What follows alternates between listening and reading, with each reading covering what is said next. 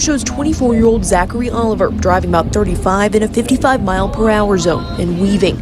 Deputy John Kile turns on his lights, and Oliver struggles to pull over. Once he does, Deputy Kile talks to him for about 2 minutes. Put it in park. All right, I'm not getting out. Kyle tries to get Oliver to park the car, unbuckle his seatbelt, and step out of the vehicle.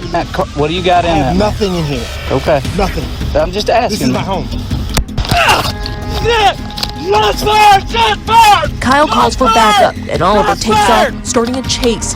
Kyle had been shot, but he never stopped the car. He stayed in pursuit, even while backup was still trying to catch up to.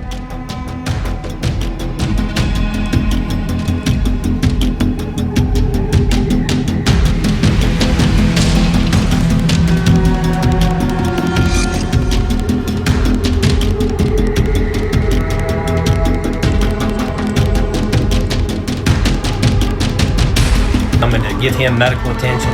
For the next several minutes, Oliver stops and starts driving.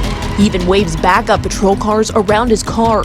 Meanwhile, ahead of the chase, a deputy lays down tire spikes. I got him. He should be going flat, guys.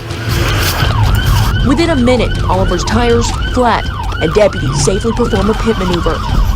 Oliver pulls up the gun to shoot again. Deputy Kyle shoots. Get out of the vehicle!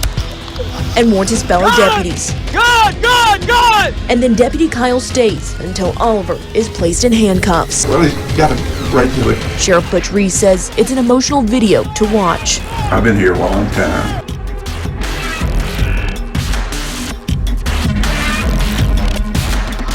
Nothing in here. Okay. Nothing. I'm just asking. This is my home. Shots fired! Shots fired! Shots fired! Shots fired!